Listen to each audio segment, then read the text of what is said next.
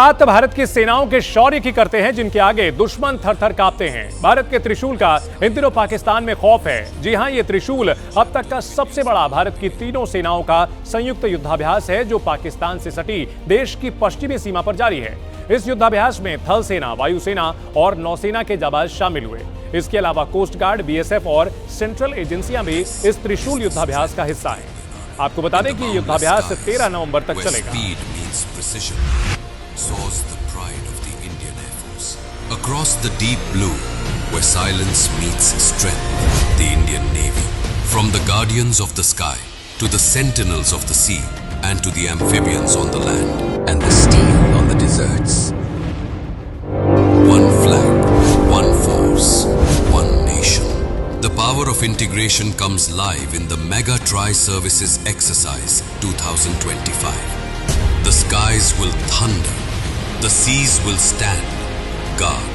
The amphibians will rise strong. Coming soon, India's Tri-Service Exercise, where the land meets the sea and the sky echoes with the roar of strength. A new chapter of India's power.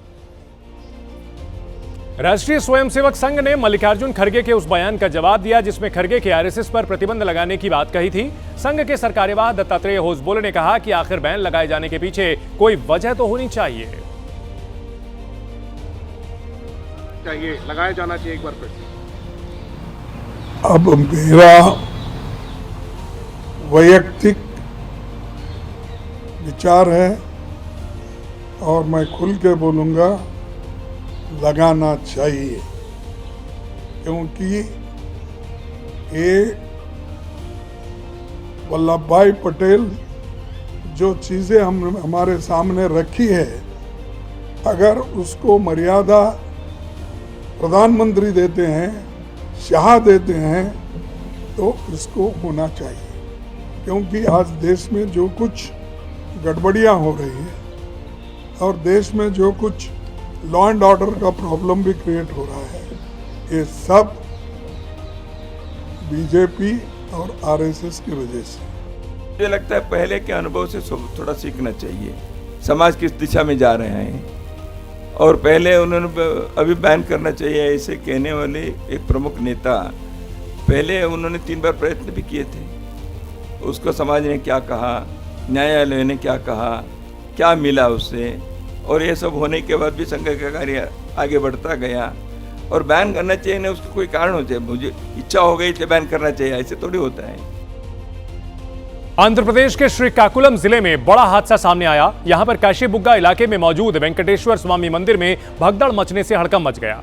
हादसे में 10 श्रद्धालुओं की मौत हो गई है, जबकि कई श्रद्धालु घायल हुए हैं। घायल श्रद्धालुओं को अस्पताल में भर्ती कराया गया। बताया जा रहा है कि एकादशी के मौके पर मंदिर में बड़ी संख्या में श्रद्धालुओं की भीड़ उमड़ पड़ी, जिस वजह से भगदड़ हो गई। इसमें 10 श्रद्धालुओं की जान चली गई है। कई श्रद्धालु बुरी तरह से घायल हुए हैं, जिन्हें अस्पताल में भर्ती कराया गया है। क्राउड मैनेजमेंट को लेकर के एक बार फिर से सवाल खड़े हो रहे हैं। खासतौर पर धार्मिक स्थलों पर जब बड़ी संख्या में भीड़ इकट्ठा होती है, तो वहां पर क्राउड मैनेजमेंट हवा हो जाता है और इस तरह के हादसे एक के बाद एक सामने आते हैं। अब आपको यह भी बताते हैं कि श्रीकाकुलम के वेंकटेश्वर मंदिर में यह भगदड़ कैसे और क्यों मची। दरअसल देव उठनी एकादशी पर मंदिर में क्षमता से कहीं ज्यादा श्रद्धालु पहुंच गए। भीड़ की वजह से मंदिर की रेलिंग टूट गई। रेलिंग टूटने से अफरा तफरी मच गई। लोग भागने के चक्कर में नीचे गिर पड़े और नीचे गिरे हुए लोगों पर भाग रहे लोग चढ़ गए। स्टैम्पेड हो गया। कार्तिक एकादशी की वजह से यहां पर भारी भीड़ थी और आयोजन के लिए कोई अनुमति नहीं ली गई थी। यहां तक कि सरकार को इसकी जानकारी भी नहीं दी गई थी। और मंदिर में जिस हिस्से में यह हादसा हुआ है, वो निर्माणाधीन था, तो बिना सरकारी परमिशन के ये आयोजन आयोजित किया गया था और यहां पर भीषण हादसे में 10 लोगों की जान चली गई है। वहीं दिल्ली से सटे नोएडा में एक खौफनाक हादसा सामने आया, जहां पर कार ड्राइवर की लापरवाही से एक 4 साल की मासूम की जान चली गई। हादसा सेक्टर 31 में सामने आया, जहां कार ड्राइवर की खूनी करतूत सीसीटीवी में कैद हुई है। तस्वीरें में आपको दिखाते हैं, जिसमें कार का ड्राइवर पूरी रफ्तार से कार को बैक करता हुआ दिखेगा और इसकी चपेट में एक 4 साल का बच्चा आ जाता है।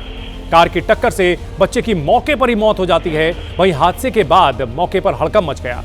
पुलिस ने आरोपी कार ड्राइवर को गिरफ्तार कर लिया और इसकी एक करतूत सीसीटीवी कैमरे में कैद हुई है। देखिए गाड़ी कितनी तेज रफ्तार से बैक करता है ये शख्स और इसकी चपेट में आकर के बच्चे की जान चली जाती है।